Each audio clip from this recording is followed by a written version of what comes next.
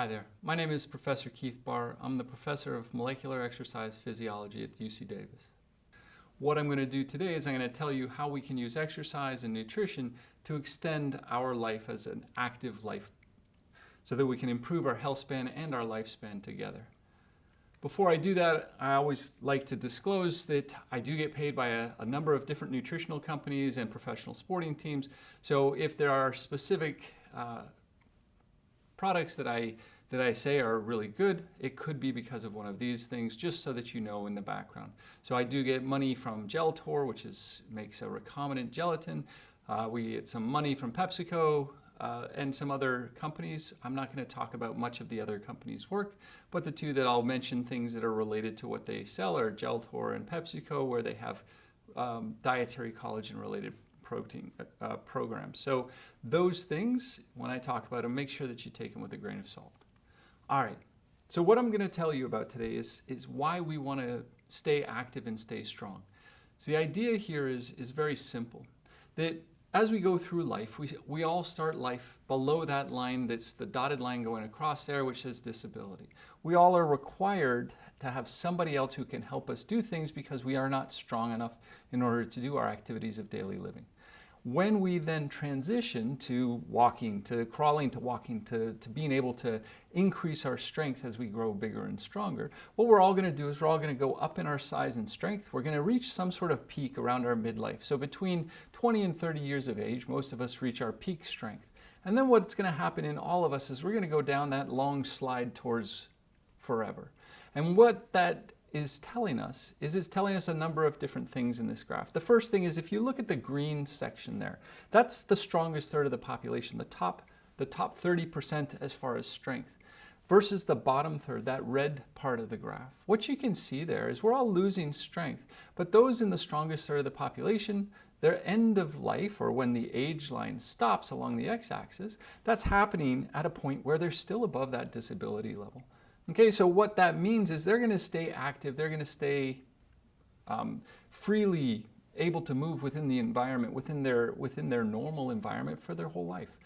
In the weakest third of the population, that population is going to actually go below that line of disability. They're going to need those people to take care of them the same way they did when they were little babies. Okay, so what we want to do is we want to stay in that strongest third of the population simply because it's going to allow us to stay in the environment, stay in our neighborhood, stay in our homes, and it's going to allow us to stay active, do the things we want to do. The other thing that's really important in this graph is that it's not a mistake that the red line is shorter than the green line. What that tells us is that if you're in the strongest third of the population at midlife, that's 40 years of age, you are 2.5 times more likely to make it to 100 years of age than if you're in the weakest third of the population. Once again, that's 2.5-fold, 250% more likely to make it to 100 years of age if you're in the strongest third of the population. So what that tells us is that saying that people throw out there that only the strong survive, that's not only a saying, that's a literal truism. Our strongest part of our society is actually living longer than our weakest part of the society. This long, slow decline in strength, we call it Dynapenia. We're losing strength over time. And we lose strength faster than we lose our muscle mass. So our muscle mass, when we lose muscle mass, that's called sarcopenia. That happens naturally with age. We all become less muscular. That's completely normal. That's what's causing that decline in both muscle mass and strength. Okay, so what we are going to talk about is how we can either move from the red line to the green line or stay in that green line as long as possible. So how do you do this? Is it really complicated? Because there's all kinds of programs out there to make it look like it's really, really complicated. But it's not really complicated. It's very, very simple. You don't have to lift a heavy weight. You don't have to lift a specific exercise. There's no special magical formula. What I can tell you is if I do a movement, any movement, if I lift my arms out to the side and I've got, say, 2 gallons of milk, 1 gallon of milk in each arm, that's going to be enough for me to get a stimulus for my muscle to grow. So what you see on the y-axis here is the rate at which muscle protein synthesis is happening. The higher that is, it's like your bank account. That's like having more income. As we get more income, our bank account grows. When we do more muscle protein synthesis, our muscles get bigger. So what we have to do, so you can see that 4 hours post-exercise, all of those lines are higher than they were at the resting period. And all they did was lift a weight. What they did is they lifted a heavy weight. So 30% of the maximum weight they could lift, that's the 90% of the maximum weight they could lift, that's going to be the heavy weight. And what they did is they lifted that to failure. So maybe they could get 6 repetitions doing that. And then what they did is some simple math. They said, what we're going to do is we're going to take 1/3 of that weight and we're going to equal the amount of work that we do. And the way that you do that is you say work is the force over the distance. So if I did 6 repetitions at 90% of my max, what I'd have to do is 18 repetitions at 30%. So I'd have to lift a nice light weight and do 18 repetitions. And if I did that, you can see that in that middle blue bar, the light blue bar, it goes up, but it doesn't go up as high as that 90%. But when you take that light weight, that little tiny weight, and you keep lifting until you can't lift it anymore, what happens is that even though you're lifting a light weight, your muscle still is going to grow bigger than if you lifted that light weight but didn't go until you couldn't lift it anymore. So what that means is if I take my little tiny bit of weight, whatever it is, it could be cans of soda, it could be whatever it is, as long as I keep going until I can't lift that anymore, that's going to be enough of a stimulus to make my muscles bigger. So all I have to do is lift a weight until I can't lift it anymore. And now what I've got is I've got a stimulus for that muscle to grow. The reason that it's a bigger stimulus than if I only lifted it, say, that 18 times, is that the only time that we get every single muscle fiber within a muscle is when we go to that last second of failure. Because our brain is trying to turn that muscle on to make that movement happen, and it's going to use every single muscle fiber it has in order to do that. So when we get load across all the muscle fibers, that's enough to cause the muscle to get bigger. Okay? So any weight, you could do just simple squats with your body weight and go until you can't lift it anymore. That's going to be enough to make your muscles stronger. So you don't need to do a lot of work, a lot of weight. If you then train this way and this is 12 weeks of training, what you can see here is that 30%, when they did 3 sets, when they compared that to people who lifted a much heavier weight, 80% of their 1 rep maximum, how much did their quads grow? Exactly the same amount. So what we can see is I can lift a light weight if I go to failure. I can lift a heavy weight if I go to failure. I am going to get my muscles to be bigger. The interesting thing here is you can see that if I only did 1 set, that's the 80% times 1, that's the middle group, you don't see as much of an increase in muscle mass. And a lot of people, they want to be stronger, but they don't want to necessarily be bigger. So 80%, 1 set, going to failure, your muscle doesn't get as big. But if we look at this next graph, what you can see is that 80% times 1, that's enough to make your muscle just as strong as if you did 80% and you did lots of sets, you did 3 sets. Even if we went up all the way up to 5 sets, you would get no stronger from lifting that heavy weight 5 different times than if you just lifted it for 1 set of, say, 8 to 10 repetitions. So if I lift this, a weight that I can lift 8 times and it's a heavy weight for me, that's going to give my muscle enough stimulus to get stronger. Doesn't matter what it is, just need to lift it, and it needs to be heavy if I want to get stronger. If I want to get stronger and not have a big muscle, I just want to be strong but don't necessarily need to be big. Now what I want to do is lift a heavy weight. I don't even need to go to failure. I can just lift it a handful of times. Once I'm happy that, okay, I've done it, I've gone through the full range of motion and I've done it, that's enough to make you stronger.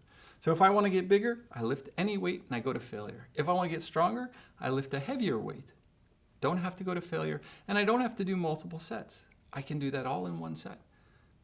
Okay? So it's very, very simple, and it takes you a fraction of the amount of time to do this. The reason that people like to say, oh, you have to do lots of sets in order to get bigger and stronger, it actually goes back to this study done in 1962, long time ago. So you can see on the graph that they presented here in their paper, you can see that the top group, there's 3 sets, so the Roman numeral 3 was 6 repetitions with the algebraic number 6. That means there were 3 sets of 6. You can see down below, 1 set of 6 is the next group. So that's interesting. So it looks like there's a big difference between 3 sets and 1 set. The problem is that they don't present this data fairly. And what we know in humans is that all humans have differences in how they respond to strength training. So what we don't see here is what's the variability. So what I did is I took 1 set of 6, 2 sets of 6, and 3 sets of 6, and I replotted them giving their variability. And what you can see when you actually plot their variability, so what's the biggest response, the smallest response, and the average response, what you can see is that all 3 of the lines overlap. There's no difference between doing 1 set, doing 3 sets. So what that tells us is if you want to get stronger, all you have to do is 1 set, lift a heavy-ish weight, and you'll get stronger. You don't even have to lift it until you can't lift it anymore. You just lift a weight that is challenging to you. Lift it as many times as you can, and when you're good at that weight, you increase the weight. What that means is if I have my shopping bags and I've got, say, 4 cans in each shopping bag, that's what I'm going to do this week. Oh, that was easy. I did my 8 or 10 repetitions. Now I'm going to go up in weight. I'll add an extra can. Now I'm stronger. Now I'm getting stronger. I'm going to move into that strongest third of the population. I'm going to be longer lived, and I'm going to have more freedom to do the things that I want to do throughout my life. So what's the big difference between these two? If we just look at the strength gains, there's no difference between 1 and 3 sets. The big difference is that instead of working out for an hour, now we work out for 15 minutes, 10 to 15 minutes. So when I lift weights, all I'm going to do is I'm going to lift weights for about 10 to 15 minutes. And that's all I need to do. My whole body all at once. I'll go down, I'll do a press, I'll do a pull, I'll do something, a press with my shoulders. Then I can, if I want to, I can do my arms. Then I can do 1 exercise for my legs. That's all I need to do. I'm going to be bigger, stronger, and what that means is I'm going to live longer, and it means I'm going to have the opportunities to have that extra bit of freedom because I'll be able to not need anybody's help to do the activities of daily living, okay? It's really important that we understand that there are differences between young and old. When I do an exercise bout today, it's going to be different than when my students do it. My students are 20 years old. When they lift weights today, fully 2 days later, they're still making more proteins in those muscles that they exercised 2 days ago. Because I'm getting older, now what's happening is my protein synthesis rate actually goes down as we go for that long period between the exercise bouts. And so what I need to do is maybe work out a little bit less hard, but a little bit more frequently. Because what we find with older people is that they need to work out a little bit more frequently because they don't necessarily have that continuously high protein synthesis rate to make the muscle bigger that a young person would have. Okay? The other thing that's really important is that we tend to take our old people and wrap them up in bubble wrap because we want to protect them. We don't want them to be in a house with 2 stories because we don't want them to go upstairs. We don't want them to have to work harder, so we slow down when we're walking with them. Really what we should be doing is we should be actually trying to get them to the point where they're actually trying to push themselves. And this is really important both for body function but also for brain function. Because if I take a group of people and I just have you exercise, do endurance exercise, just get out and ride a bike, for example. If you ride a bike, that's really good. That's great. It's got good exercise. But if I look at your brain function isn't really going to improve that much if I just have you ride a bike at a rate that you're really comfortable with. But if a couple of times a week I have you go really, really fast, do what we call overspeed training, go faster, try and turn the pedals faster than you're comfortable doing, what actually happens is that's the best stimulus we have right now to improve neurocognitive dysfunction that happens with Parkinson's disease and potentially with Alzheimer's disease.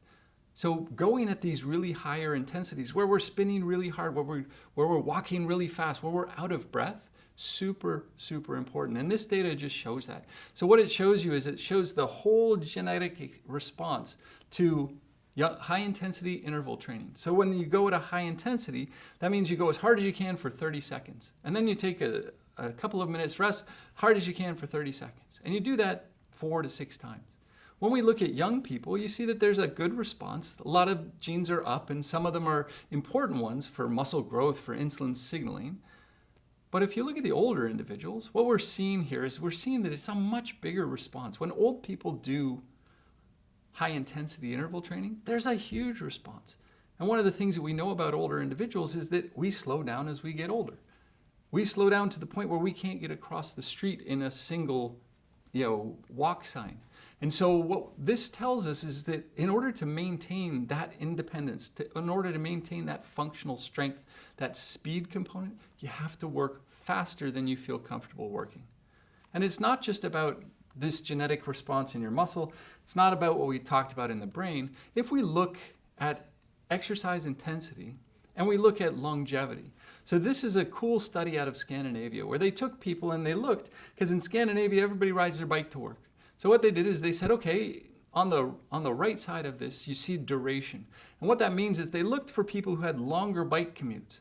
So less than 30 minutes to an hour, or an hour plus. And you'd think, oh, the people doing an hour plus bike commute, that's a long bike commute. They must get a huge effect. Actually, there's no greater improvement in life expectancy if you cycle for a long time. If you go to the left side of the graph, now you're looking at intensity. If instead of going at half an hour or whatever time, if instead they looked at how fast people cycled, the faster they cycled, the longer they had a benefit to increasing life expectancy. So if you go out and instead of just kind of plodding along on your bike, you go out and you try and go as fast as you can within the safety of that road, what's going to happen is as you go faster and faster and faster, what you can see in these data is that it increased life expectancy by up to 5 years. Duration didn't have any positive effect on life expectancy.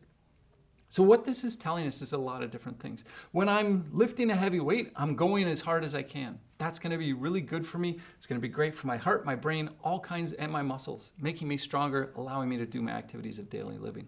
When I do activities, like even when I'm doing endurance exercise and I'm walking or I'm cycling, if I'm going to be able to go at high intensity for some of that period of time, I am going to have a much better effect on my life expectancy. So one of the really key things here is that we don't want to wrap our older people in bubble wrap. We don't want to protect them. We need to challenge them. We need to push them to work as hard as they can. And then the next thing we need to do is when they're done, we actually need to feed them better than what we're feeding them now. So this is how much protein it takes in a meal to maximally stimulate your muscle to make protein. On the left-hand side, you see young people. Again, I apologize, this is all done in men. So this is true with a lot of fields that most everything is done in men. So this is an example of it. You see in young men on the left, it takes about 0.25 grams per kilogram body weight to maximally activate muscle protein synthesis. If you remember that the average American is 75 kilos, this is the reason why your protein bars or all of these different protein servings say 20 grams of protein. Because if you multiply 0.25 by 75, it gives you 20. That's young people. On the right-hand side, you can see what happens in old people. Now, instead of needing 0.25 grams per kilogram body weight in that meal to stimulate your protein synthesis in your muscle, now what you actually do is you almost need twice as much. You need 0.4 grams per kilogram body weight. So here, what we're doing is we're taking an older individual, we're saying, oh, don't exercise too much because you're older and you're fragile. And then what we also do is we say, oh, don't eat a lot of meat and don't eat a lot of dairy and don't eat, because these things are going to be bad for different part. Well, we actually need to have more protein in our diet as we get older. And it's really, really important that we have that extra protein in order to maintain muscle mass as much as we can. So when we do the weightlifting that we need to do when we're older, and when we do the high intensity exercise that we do when we're older, now what we also want to do is we also want to feed a higher percentage of protein in our diet. And what that's going to allow us to do is allow us to maintain or build our muscle, to keep us stronger, to keep us in that green curve. It's going to increase our lifespan. It's going to make us active throughout the rest of our lives. All right, so in this first part, I've shown you that strength gains happen when we challenge ourselves. That the stimulus to increase muscle strength is the weight. So if I want to get stronger, I need to lift a heavyish weight, heavy for me.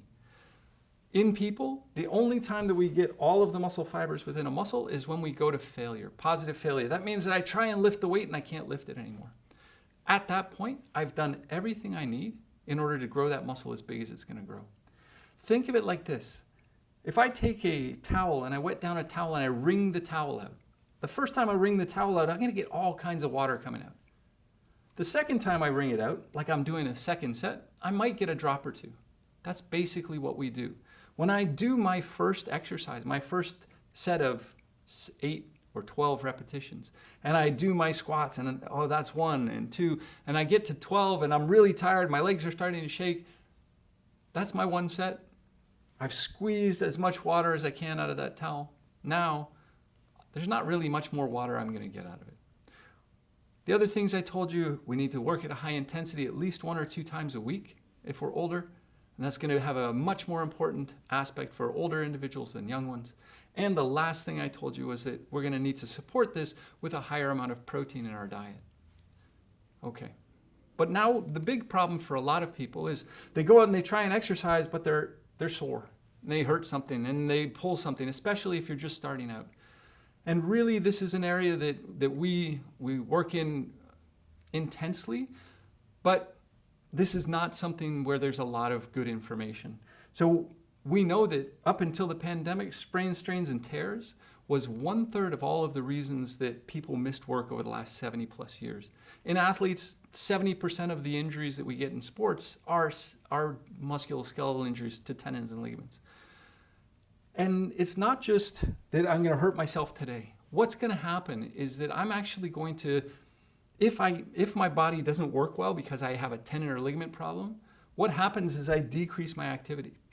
When I decrease my activity, I have a greater likelihood of cardiovascular disease, diabetes, metabolic disease.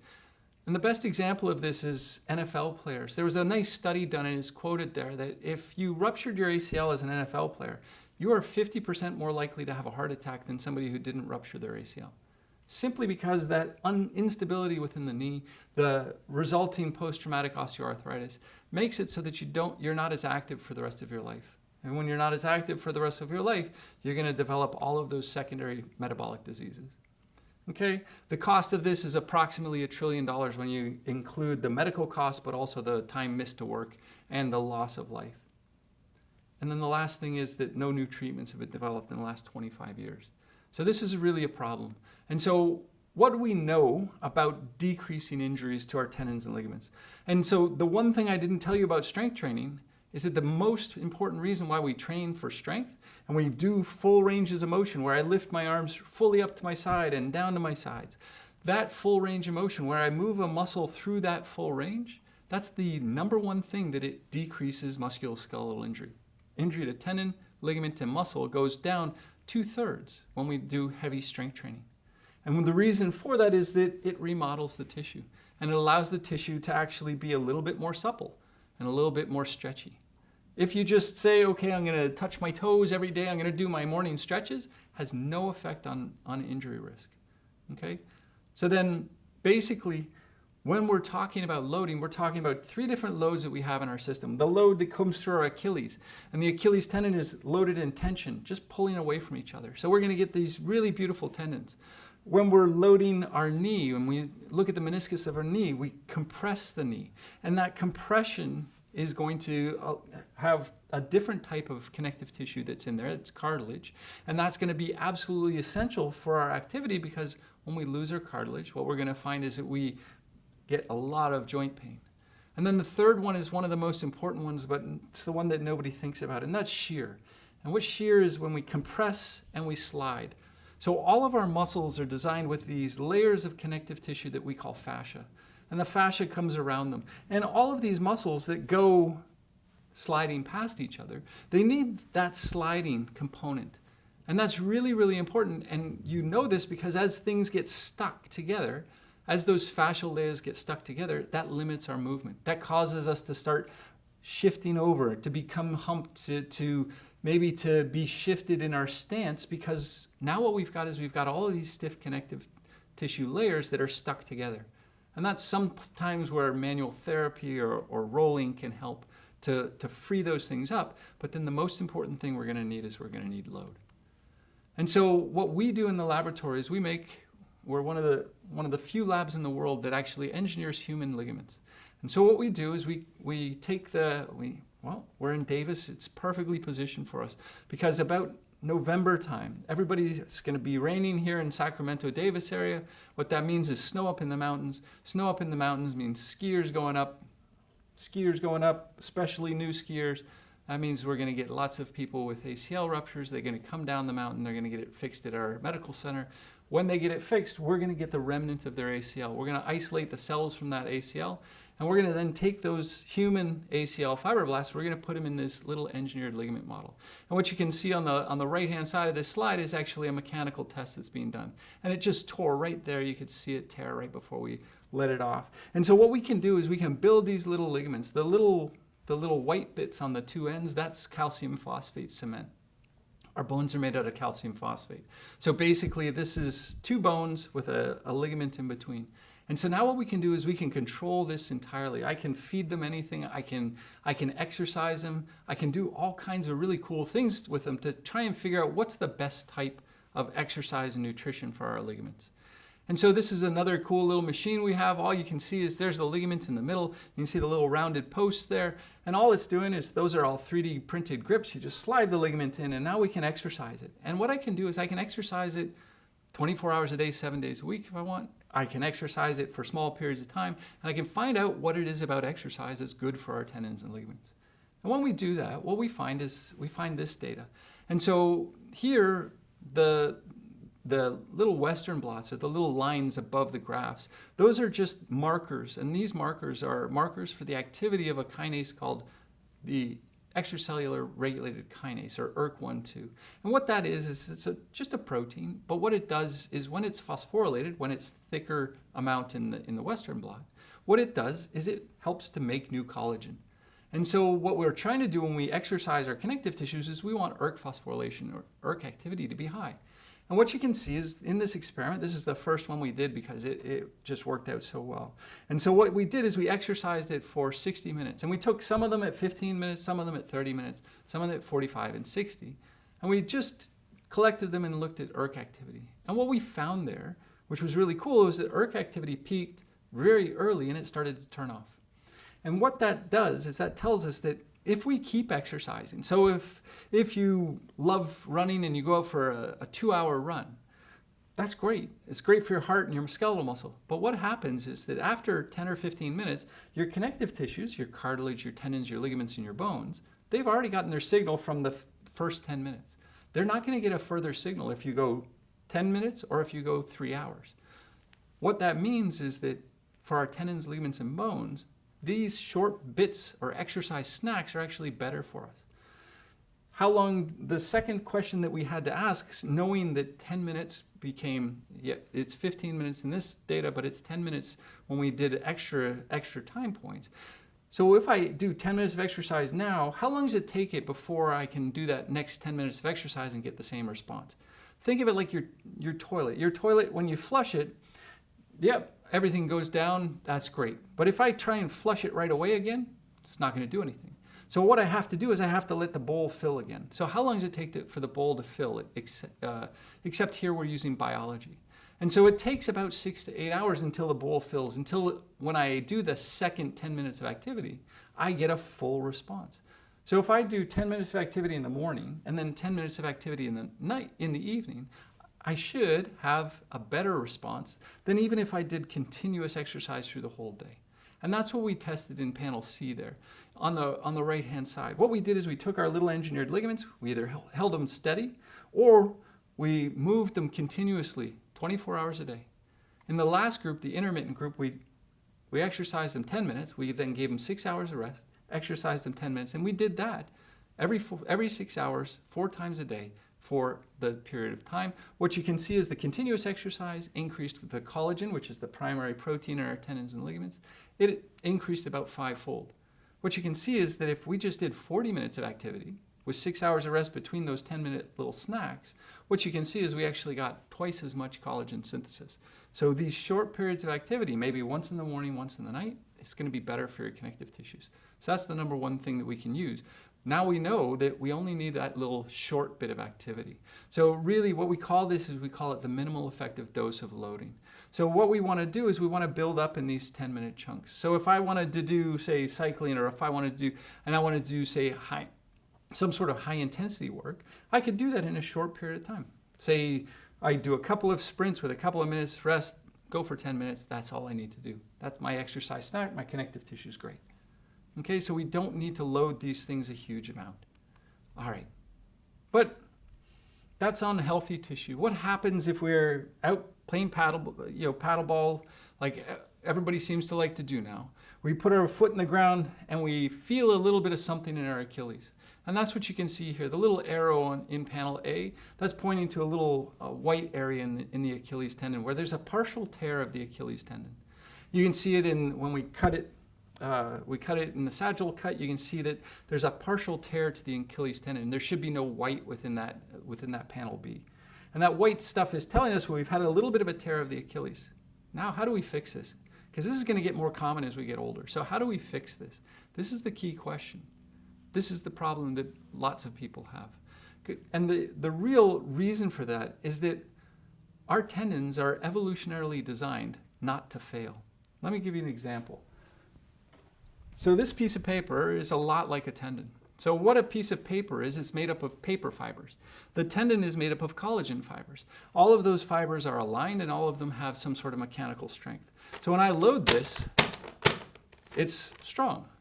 But if I get an injury here, if I get load and the load goes through this injury, what's going to happen is the whole thing is going to tear.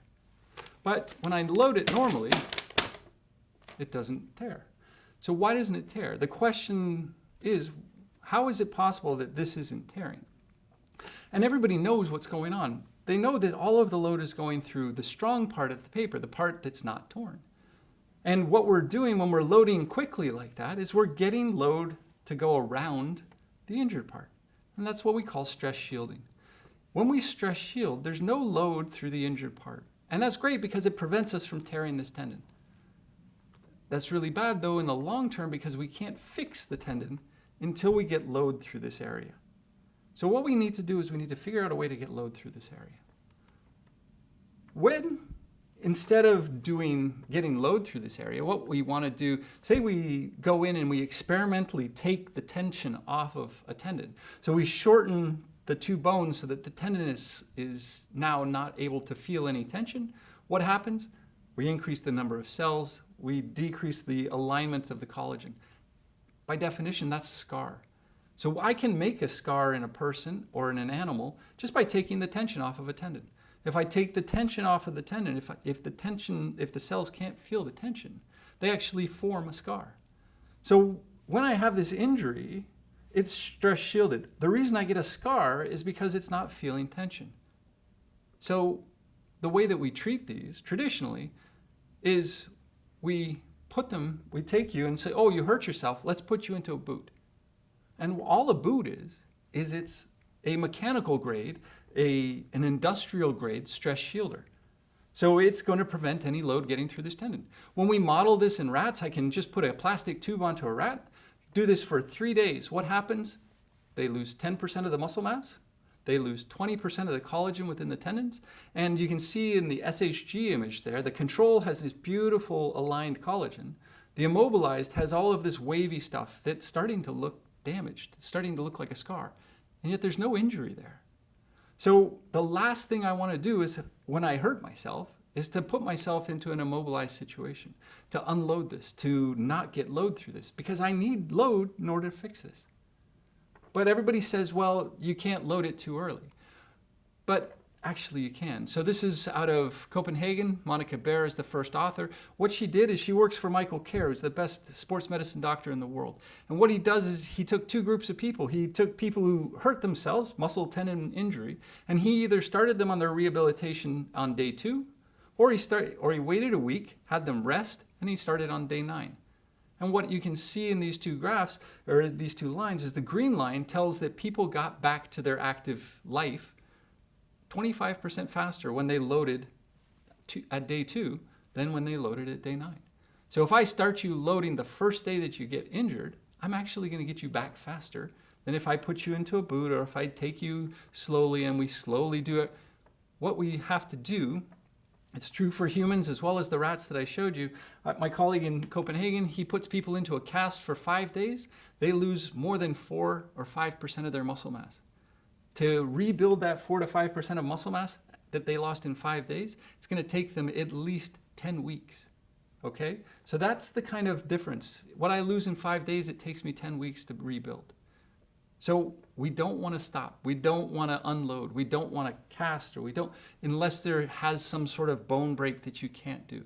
But if it's just going to be soft tissue, we're going to try and start loading it right away. But I told you that I can't get load through there. So how do we fix it? Well, we're going to use a property of tendons. So tendons are what we call a viscoelastic tissue. And what that means is if I hold it under tension, if I pull on a tendon and hold it under tension, what happens is the tension within that tendon slowly goes down. You can see that on the right of this slide. It's called stress relaxation. When I pull a tendon and I hold it at that length, it'll slowly decay over time.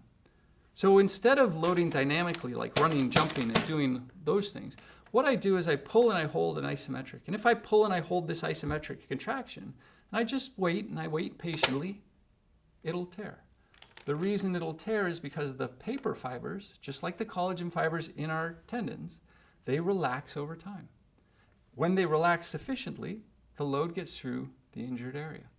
Our tendons aren't going to tear when we do this because they've already formed a scar. And so when that scar is formed, what's going to happen is that when I get load through it, now it's going to get the signal it needs to regenerate. So what we can do is, instead of just going through and doing the same exercises that we talked about earlier, what I'm going to do is, instead of doing a heavy lift where I'm moving really kind of quickly, what I'm going to do is I'm going to take the part that's injured and I'm going to hold a weight that I can hold, and I'm going to hold it there for 30 seconds. And as I hold it there for 30 seconds, what's going to happen is the tendons are going to relax. So if there's damage within that tendon, the damaged part of the tendon is going to get load through it. And when you get that damaged part of the tendon to get loaded, it's going to fix itself. And that we showed here in this beautiful paper by my PhD student, Daniel Steffen. What we did is we injured the patellar tendon of rats. We then loaded them with 4 30-second isometrics with 2 minutes of rest in between. Or we did the exact same time under tension of dynamic loads. So just like running, walking, jumping. And what you can see is scleraxis, that's a tendon-specific gene. Isometric loading, increased tendon-specific gene. Collagen 1, it's the highest protein in the tendon. What happened? It increased in the isometric loading, didn't change in the dynamic loading. Collagen 2, the one on the right there, that one, it's only found in cartilage. So when you find it, that means that the tendon's not working properly. And you can see it goes up with the dynamic load, and it goes, if anything, goes down with the isometric load. So what this tells us, if we hold an isometric contraction for 30 seconds, we can actually regenerate the tendon. That's what it suggests here. Okay? And when we do those 30-second isometrics and we hold it there, and we do, say, 4 of them with 2 minutes of rest, that's going to be 8 to 10 minutes of activity. That's our connective tissue loading. Remember, we only need 5 to 10 minutes of load. So what else can we do to help this? Well, some of our research has shown that if we eat dietary collagen, the main protein in our tendons and ligaments, we can have a beneficial effect on collagen synthesis. So just so that everybody knows, you can take native collagen, mostly it's coming from the pelts of animals, and so that's where you want to get it. You don't necessarily want to get it from bones, like bone broth, because bones are where we store our heavy metal, so there's going to be much more heavy metal in our bone broth-based collagen. So you want a pelt-based collagen. If we just heat denature it, that's what we call gelatin. You're going to find it on the cooking aisle. That's what we're going to make Jell-O out of, and our mousses and all of these good things. If I instead buy it out of a package as a supplement, it's going to be hydrolyzed collagen. And all the company has done there is they've used an enzyme that breaks up the collagen into small bits. And so instead of forming that gel, that Jell-O, it's now going to dissolve into water, and it's going to be easily dissolvable for you to drink. So when we did this first study, we basically looked to see when did the amino acids come into the blood, and then we did a second thing where we'd have them drink either a placebo, 5 or 15 grams of gelatin, together with vitamin C. An hour later, we had them jump rope for 6 minutes. Again, 5 to 10 minutes of activity to maximally stimulate the connective tissues. Had them do this every 6 hours for 3 days. Just like everybody should know by now, all we need is that 6 minutes of activity, that 6 hours of rest, and we can repeat it. Bang, we should have increased collagen synthesis. So what do we see? After you drink your placebo, there's no change in any of the amino acids as you'd expect because there's nothing in there. If we do 5 grams or 15 grams of gelatin, we see a dose-dependent increase in the essential the amino acids that are enriched in that dietary collagen. So that's really important. So glycine goes up because that's every third amino acid. Proline goes up, that's every third amino acid. And now what we're going to do is we're going to look at the important thing, which is how much did people start making collagen. And what you can see is when we just jump rope every 6 hours for 6 minutes, we actually increase collagen synthesis rates in everybody. When we do that in the presence of 15 grams of collagen, we actually double collagen synthesis rates. And so what this suggests is that simply by using dietary collagen, we can increase the rate at which we synthesize collagen. So if I have an injury in my knee or in one of my tendons and I want to increase collagen synthesis rates, what I'm going to do is I'm going to take some 15 grams of gelatin, a little bit of vitamin C, and now what I'm going to do is I'm going to do that loading, that isometric load an hour later. And now what I've got is I've got building blocks, I've got the stimulus, now I'm going to be able to fix that knee. We're not really happy with collagen as a supplement, so what we've done is we've come up with a way that we can screen tons and tons of different compounds, natural compounds that you find in normal foods, and what we find is this kind of situation. So the 6 on the left side of this little blot here, those 6 dots, those are our positive control. You can see that one natural product there, where there's 2 very dark dots, that one makes a lot of collagen, because this is basically a measure of pro-collagen synthesis. So what we now have done is we're screening 2,500, 2,700 different natural products to see which ones we can use to stimulate collagen synthesis. And there's a list of different ones that can do that there as far as groups. So now what we've got is we've got new things that we're going to now be able to come in and potentially be able to treat and really accelerate return to play and keeping people active and healthy. All right, so basically, to support all of that loading that we're going to do, that 10 minutes of loading, what we're going to do is about an hour before, we're going to have 15 to 20 grams of hydrolyzed collagen or gelatin with a little bit of vitamin C. About 50 milligrams of vitamin C is sufficient. And now we've identified at least 50 novel natural products that might be able to help us. All right, so how do we put this together? So I like this case study because this is a case study of it's an international discus thrower. He's actually from New Zealand. So what you can see is in the ultrasound there's 4 little X's on that ultrasound. And there's a little bit of black space in there. There should be no black space because that's the patellar tendon. You can see the patella is the little white hook shape on the left of that image. And then you can see the patellar tendon up high as well as that hole in the bottom part of the patellar tendon. And so both of his knees had this, what we call central core patellar tendinopathy. And he had to stop training because of the pain associated with it. And so you already know the program because you've gone through this. So what was the program? Integrated these heavy isometric stress relaxation training. So all he would do was he would go into the gym and he'd put the weight on the leg extension machine as far down as it could. And then he would start with his knee bent and he would push as hard as he could. And he'd hold it for 30 seconds. He'd then do the opposite leg. At the end, he would go back 2 minutes later onto the first one, 4 repetitions on each leg. An hour before, he would have had about 15 grams of gelatin in a glass of orange juice, because a glass of orange juice has 50 milligrams of vitamin C. The reason I like this case study is that second image, the one on the right there, that's 50 days later. That's 7 weeks later. These tissues, everybody says, oh, tendons, they don't turn over. Well, 50 days later, he's got no hole in the middle of his patellar tendon. He's got, if you look at his patellar tendon, that tendon, the stripy bit at the top there, that stripy bit at the top is now a lot thicker than it was on that picture on the left-hand side. He's also pain-free. Within 12 months, he's throwing the discus fully 2 to 3 meters further. He qualified for the Olympics and he made the Olympic finals. Again, we're not all going to make the Olympic finals. But what this tells us is that we can take, when we do get an injury, when we're doing anything, we shouldn't be afraid of it. We got an injury. Okay, we hurt ourselves a little bit. What I'm going to do is I'm going to load so that I can load that starting very early, within 2 days after I've hurt it. Probably for me, it's the same day. I already start to load it on the same day. I use those long isometric holds so that I pull and I hold on it for 30 seconds and I'm going to hold it there and then I'm going to relax. I'm going to do that 4 times with 2 minutes of rest in between. And what I'm going to then do, that together with some of the nutrition that I've gotten an hour earlier, using that I can fix anything that I've had go wrong with my training. Because I'm going to lift a heavy weight because I have to lift a heavy weight to stay alive and to be able to do the activities of daily living. But I'm going to lift it, and I'm going to lift it to failure under control, because when I do that, my muscle mass is going to be bigger, and that's going to allow me to live longer. And so, and when I'm a little bit stronger, my balance is better, and I can do those high intensity exercises that I need to do in order to maintain my independence, in order to maintain my abilities as I grow older. All right, so within this, what we've got is a system where we can actually go ahead, and we know that we need to be strong. A lot of us, we can't do it because we've got some point where we've got some sort of muscle injury or tendon injury. Now what we can do is we can fix those tendon injuries. We can get back to doing those activities that are going to keep us alive and well for longer.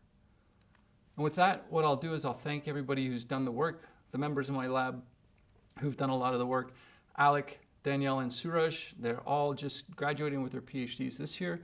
So congratulations to them for the incredible work that they've done, longtime collaborators, and a bunch of people who've supported the work. Hope you enjoyed it, and let me know if there's any questions.